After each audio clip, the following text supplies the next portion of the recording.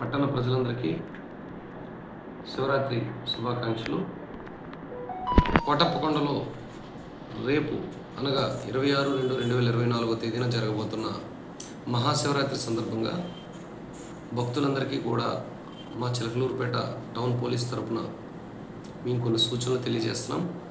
ఈ సంవత్సరం కొత్తగా చిలకలూరుపేట టౌన్ అవుట్స్కట్స్లో NH16 హైవే వచ్చింది కాబట్టి ఆ సర్వీస్ రోడ్స్ని ఈసారి ట్రాఫిక్ డైవర్షన్ నిమిత్తం వాడటం జరుగుతుంది.